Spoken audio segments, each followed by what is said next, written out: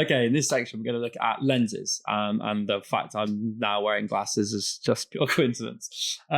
We'll cover fixed versus interchangeable lenses, the different focal lengths that we can find in cameras, different focal lengths, choosing the correct lens based on your subject, and then at the end of that, we'll just have a look at some more specialist lenses. A lens is the attachment that goes onto the front of the camera that focuses the light from the scene onto the camera's sensor.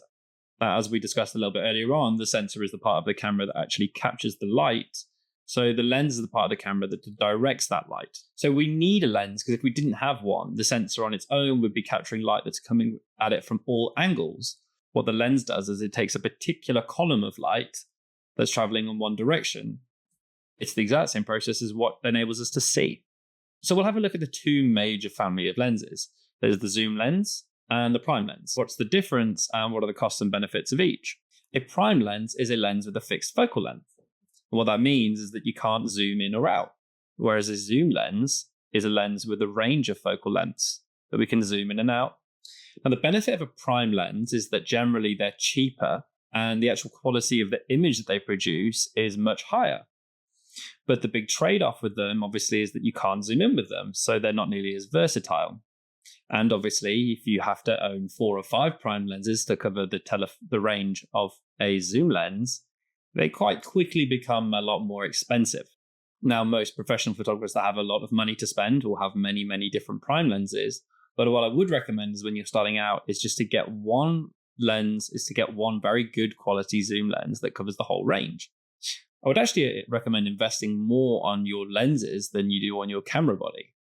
Now, the camera does is capture light, but it's the lens that decides what the quality of the light that reaches the sensor is.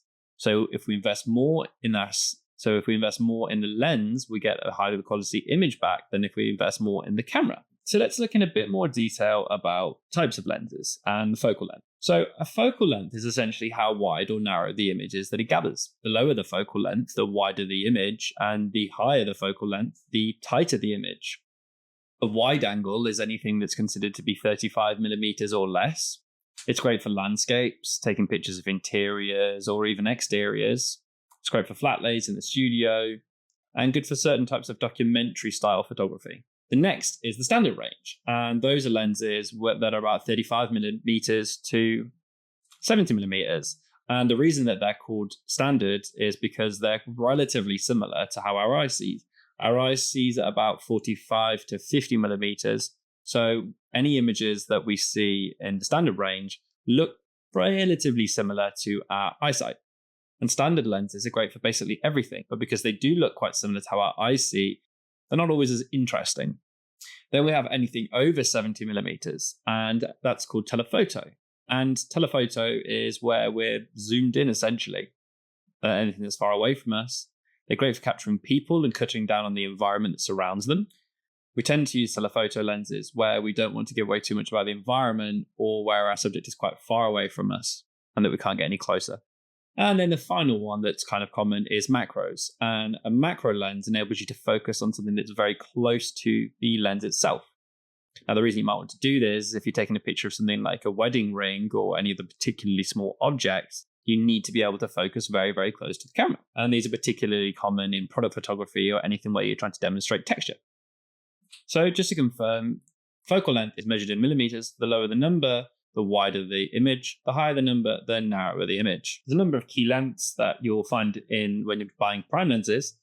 There's 18 millimeters, which is very, very wide, and it's kind of a fisheye style look. Then after that, there's 24 millimeters. This is probably the first focal length that you'd expect to be used for documentary or for landscape. There's 35 millimeters. This is a super popular lens for cinema, and I would argue it's probably the most versatile of all the lenses. It shows enough of the subject as well as the environment. People often talk about this lens as being a great storytelling. Then there's 40 millimeters, which is quite close to how our eyes see. And then 50 millimeters, which is just a bit more zoomed in than that. 50 millimeter lens is fantastically versatile. It's very good at taking pictures of everything. But as a result of being good at everything, it's not so good at doing anything specific. You might hear the 50 millimeter lens referred to as the nifty 50. Then the next major prime focal length is 85 millimeters. And 85 millimeter is known for being like everyone's favorite portrait lens. And that's because it's very flattering. It compresses the environment around the person that we're taking a photograph of just enough. It makes the background behind them quite blurred. And it also prevents any distortion in their face, so it's a very natural look of that person. After that is the 135mm, which again is used for people too, and it just has a more exaggerated effect on the 85mm. Then everything after that is usually relatively special use cases, 200 to 600, and that's usually going to be used for documentary filmmaking, for sports and wildlife. So let's have a look at some of the things that different focal lengths affect. So the first is barrel distortion and pincushioning. Now, barrel distortion is where a wide-angle lens curves the image away from the center of the lens. Opposite of that is pincushioning, which is a distortion that's caused by zoom lenses, and they compress parts of the image towards the center. Now, the next thing that we're going to discuss that lenses affect is the depth of field. Now, the more zoomed a lens is, the shorter the depth of field, and the wider the lens, the wider the depth of field. Now, there are other factors like aperture that affect depth of field, which is also something worth considering, but more so than any of that is the focal length. So if we want to have an image where we want a shallow depth of field to get information in from the front to the far distance of the camera, we can use a wide angle. Or if we want lots of blur in the background and the foreground, we can use a zoomed lens, and that'll give us a very shallow depth of field. So the scenario where you might want a shallow depth of field is, say, if you're a wedding photographer and you're just trying to get all the images really focused on how beautiful the bride or groom looks on their wedding day, you might want to blur out a lot of the background. So if you use a lens with a high focal length, we can do that. And then vice versa, we might be doing some documentary photography where we want to show an individual in their workplace and we want to show a lot of that environment. Now, it not only is using a wide angle lens going to actually show us more of the environment, but it also shows more of it in detail. And that's because it offers a wider depth of field. One final point to discuss on focal lengths is that as the lens becomes more and more zoomed, they become more and more complicated to make, and fewer and fewer people need them. And as a result, they become more and more expensive exponentially until you're spending tens of thousands of dollars on purchasing some wildlife lenses.